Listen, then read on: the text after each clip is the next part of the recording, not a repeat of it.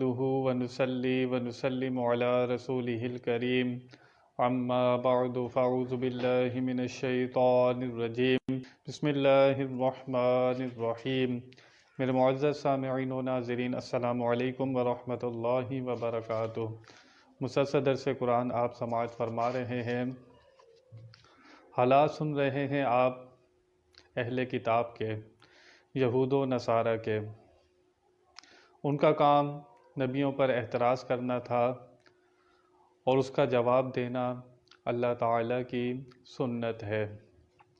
جو لوگ انبیاء کرام پر تہمت لگائیں، الزام لگائیں، ان کے بارے میں غلط بیان کرنا، ان کے ڈیفینس میں بات کرنا اور ان کی حمایت میں بولنا، جو شخص یہ کام کرتا ہے وہ اللہ تعالیٰ کی سنت پر عمل کرتا ہے۔ چنانچہ یہود و نصارہ تورات میں، انجیل میں کمی بیشی کیا کرتے تھے، اللہ کی آیتوں کے ساتھ اپنی خود ساختہ اپنی تحریر اس کے ساتھ ملایا کرتے تھے۔ ملانے کے بعد کہا کرتے تھے کہ یہ رب تعالیٰ کا کلام ہے، خود ہی اس کے اندر سے الفاظ لکھے، الفاظ بھی اپنے، سب کچھ اپنا، اور اس کی نسبت کر دینا اللہ تعالیٰ کی طرف کہ یہ تورات میں جو لکھا ہے یہ اللہ کا کلام ہے، یہ جو عبارت ہے یہ اللہ کا کلام ہے۔ ان لوگوں کے لیے سخت عذاب کی وعید سنائی گئی کہ اللہ تعالیٰ کل قیامت کے دن نہ ان سے کلام فرمائے گا، نہ رحمت کی نظر فرمائے گا، نہ انہیں صاف ستھرا کرے گا۔ چنانچہ اللہ تعالیٰ قرآن پاک میں ارشاد فرماتا ہے وَإِنَّ مِنْهُمْ لَفَرِيقًا يَلْوُونَ أَلْسِنَتَهُمْ بِالْكِتَابِ لِتَحْسَبُوهُ مِنَ الْكِتَابِ، بے شک ان میں سے ایک گروہ ہے جو اپنی زبانیں موڑ کر پڑھتا ہے کتاب سے، لِتَحْسَبُوهُ تاکہ تم سمجھو اسے مِنَ الْكِتَابِ کہ یہ اللہ کا کلام ہے۔ بڑی زبان کو موڑ کر، بڑی بناوٹ سے، بڑے مشکلوں سے لوگوں پر یہ ظاہر کرنے کے لیے کہ یہ رب کا کلام ہے، کلام اپنا ہوتا ہے۔ وما ہوا من الکتاب، اللہ فرماتا ہے یہ کتاب سے نہیں ہے، یعنی کہ اللہ کا کلام نہیں ہے۔ وَيَقُولُونَ هُوَ مِنْ عِنْدِ اللَّهِ، اور خود ہی آیتیں بناتے ہیں، اس کے ساتھ مکس کرتے ہیں، کہتے ہیں اتنا ان کے اندر بہادری کہہ لیں، وَهُوَ مِنْ عِنْدِ اللَّهِ کہ یہ اللہ کا کلام ہے، اتنی جرأت کرتے ہیں وہ، اپنے کلام کو اللہ کا کلام کہتے ہیں۔ وَمَا هُوَ مِنْ عِنْدِ اللَّهِ، اللہ فرماتا ہے یہ اللہ کا کلام نہیں ہے۔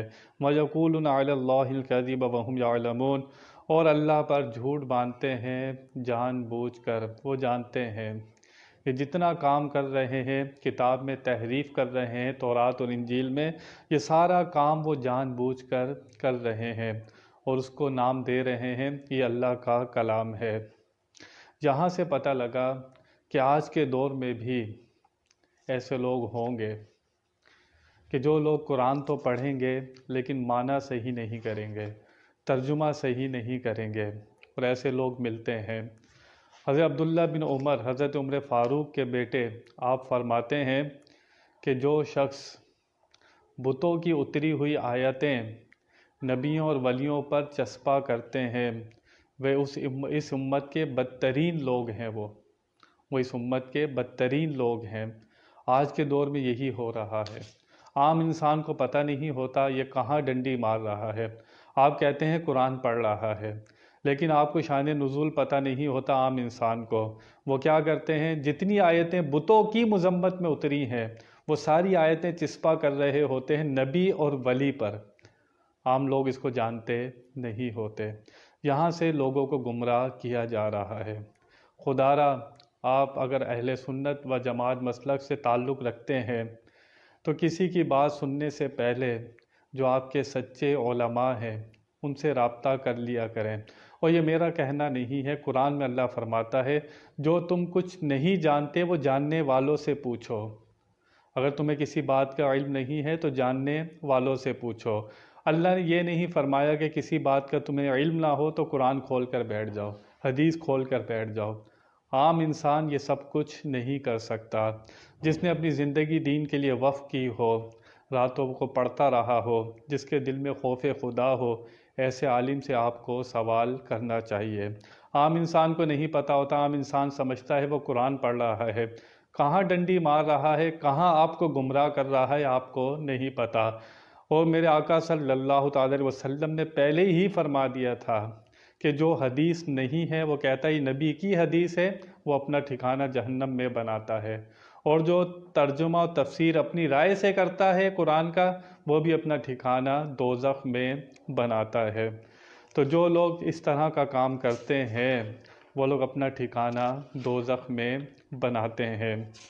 دنیا کا مقصد تھوڑے دن کا انہیں فائدہ حاصل ہو جائے گا، لیکن آخرت کا عذاب ہمیشہ کے لیے ان کو پکڑ لے گا۔ قرآن کے ساتھ چھیڑ چھاڑ کرنا، اس کے اندر اس طرح اپنے کلام کو مس کرنا اور کہنا یہ رب کا کلام ہے، یہ سب چیزیں جہنم میں لے جانے والی ہیں۔ نجران کے عیسائی حضور اکرم صلی اللہ تعالی وسلم کے پاس آئے اور کہنے لگے کہ ہمیں عیسیٰ علیہ السلام نے کہا ہے کہ مجھے خدا مانو، خدا کا بیٹا مانو۔ یہ کلام میرے آقا صلی اللہ علیہ وسلم کے سامنے کیا، تہمت لگائی، الزام لگایا عیسیٰ علیہ السلام پر۔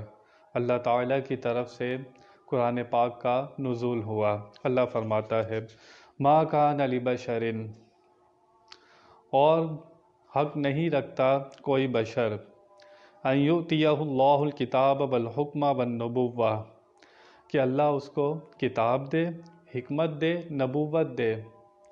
اگر کسی کو اللہ تعالیٰ نبوت کسی میں ڈال دے، کسی کو نبی بنا دے، پھر وہ یہ حق نہیں رکھتا ایسی بات کرنے کا۔ یہ جو الزام لگا رہے ہیں، اس سے مراد حضرت عیسیٰ علیہ السلام یا ہمارے نبی پاک صلی اللہ تعالی علیہ وسلم اگر مراد ہیں، تو نبی یہ کام نہیں کر سکتا۔ اللہ نے واضح فرما دیا کہ نبی یہ کام نہیں کر سکتا کہ وہ اپنی عبادت کا حکم دے لوگوں کو اور کہے کہ میری عبادت کرو، نبی یہ کام نہیں کر سکتا۔ ثم یقول للناس کونوا عبادا لی من دون اللہ، کہ وہ کہے لوگوں سے کہ میری عبادت کرو اللہ کے سوا، وہ یہ نہیں کر سکتا۔ وَلَكِنْ كُونُوا رَبَّانِيِّينَ، لیکن وہ کہے گا، وہ کیا کہے گا کہ اللہ کے بندے بنو، اللہ والے ہو جاؤ، اللہ سے تعلق جوڑے گا، وہ اپنے آپ سے تعلق نہیں جوڑے گا، وہ اپنی عبادت نہیں کروائے گا۔ تو یہاں سے پتہ لگا یہ نبیوں کا وصف ہوتا ہے کہ مخلوق کا تعلق اللہ سے جوڑ دینا، مخلوق کا تعلق اللہ سے جوڑ دینا۔ علماء انبیاء کے وارث ہوتے ہیں، ان کے لیے بھی یہی قانون ہے کہ جب وہ تبلیغ کریں، درس کریں، تو ان کا مقصد یہ ہونا چاہیے کہ جو لوگ گناہ گار ہیں وہ گناہوں سے پاک ہو جائیں، کسی کے نفس کی اصلاح ہو جائے اور دنیا کے اس گند سے نکل کر روحانی دنیا میں آ جائیں، ان کی زندگی صاف ستھری ہو جائے، دنیا سے تعلق توڑیں، اللہ سے تعلق جوڑیں۔ یہ تبلیغ کا مقصد ہونا چاہیے عالم کا۔ یہاں سے پتہ لگ رہا ہے اہل کتاب یہ کام نہیں کرتے تھے۔ بما کنتم تعلمون الکتاب و بما کنتم تدرسون، اللہ فرماتا ہے کہ تم بھی تو تعلیم اور سکھاتے ہو اس کتاب کی، تورات انجیل کا درس تم لوگوں کو دیتے ہو۔ تو جب تورات و انجیل کا درس تم لوگوں کو دیتے ہو تو تمہارا مقصد دنیا کا مال نہیں ہونا چاہیے، تمہارا مقصد یہ ہونا چاہیے کہ جو کچھ تورات اور انجیل میں اللہ تعالیٰ نے حق بات بیان کی ہے وہ لوگوں کو بتاؤ، اس کے علاوہ کوئی بات نہ کرو۔ تو عالم کے لیے یہ ضروری ہے کہ اس کا مقصد دین کی تبلیغ اللہ کی رضا کے لیے ہونی چاہیے، اس کے پیش نظر دنیا کے مفادات نہیں ہونے چاہیے، اپنا پیٹ نہیں ہونا چاہیے۔ اللہ تعالیٰ جو دین کی خدمت کرتا ہے اسے کبھی بھوکا نہیں رکھتا، اس کا رزق دنیا بھر میں پھیلا ہوتا ہے۔ اگر اس کی نیت اللہ کے لیے ہو، اللہ اس کو تنہا نہیں چھوڑتا، لیکن علماء جو تبلیغ کرنے والے ہوتے ہیں ان کے لیے لازمی اس آیہ مبارکہ کے اندر بہت بڑا پیغام ہے کہ ان کا درس صرف اللہ کے لیے ہونا چاہیے، دنیا کے مال کے لیے، دنیا کی شہرت کے لیے، اپنی واہ واہ کے لیے، لوگوں کو اپنا غلام بنانے کے لیے نہیں ہونا چاہیے۔ اللہ تعالیٰ تمہاری خدمت کے لیے لوگ کھڑے کر دے گا، لیکن تمہارا مقصد یہ نہیں ہونا چاہیے۔ تمہارا مقصد یہ ہونا چاہیے کہ بندے کا تعلق اللہ سے جڑ جائے، اس کے دل میں خوف خدا آ جائے، نبی کا عشق اس کے دل میں آ جائے، یہ تبلیغ کا مقصد ہونا چاہیے۔ اس آیت سے ہمیں یہ درس ملتا ہے۔ وَلَا يَأْمُرَكُمْ أَن تَتَّخِذُوا الْمَلَائِكَةَ وَالنَّبِيِّينَ أَرْبَابًا، اور نہیں حکم دے گا کوئی نبی تمہیں کہ تم فرشتوں کو رب بنا لو یا نبیوں کو رب بنا لو۔ یہ کوئی نبی تمہیں پیغام نہیں دے گا، یہ یہود و نصارہ تمہارے یہ اپنے من کی باتیں ہیں۔ کوئی نبی ایسی بات نہیں کر سکتا۔ نبیوں کی حمایت میں بولنا اللہ تعالیٰ کی سنت ہے۔ جو شخص نبی کی حمایت میں بولتا ہے یہ رب کا طریقہ ہے۔ وہ بندہ کتنی شان والا ہوگا جو نبیوں کی حمایت میں بولتا ہے۔ اَیَأْمُرَکُم بِالْکُفْرِ بَعْدَ إِذْ أَنْتُم مُسْلِمُونَ، کیا وہ تمہیں حکم دے گا کفر کا؟ نبی تمہیں حکم دے گا، وہ تو کفر ختم کرنے آتا ہے، وہ تو شرک کو ختم کرنے آتا ہے۔ نبی کیسے حکم دے گا کہ میری عبادت کرو، شرک کرو؟ یہ نبی حکم نہیں دے سکتا۔ بَعْدَ إِذْ أَنْتُم مُسْلِمُونَ، کہ تم اسے حق کی تلاش میں جاؤ، اور جب تم اسلام لے آئے وہ تم سے کبھی ایسی بات نبی نہیں کرے گا۔ تو یہاں سے ہمیں پیغام مل رہا ہے کہ بندے کو اپنی زندگی رب کی اطاعت، فرما برداری، جو کام کرے اللہ کی رضا کے لیے کرے، اللہ کی خوشنودی اس کے پیش نظر ہو۔ دنیا کے مفادات، ریاکاری کہ بندے کو تباہ کر دیتی ہے۔ پھر عالم کی مثال وہی ہوتی ہے کہ اندھے کے ہاتھ میں چراغ ہو۔ دوسرے لوگ تو فائدہ اٹھاتے ہیں لیکن عالم فائدہ نہیں اٹھاتا۔ پھر عالم کی مثال ایسے ہی ہوگی کہ پورا سال وہ محنت کرتا رہے باغ میں، لیکن جب پھل کھانے کا ٹائم آئے تو وہ پھل نہ کھا سکے۔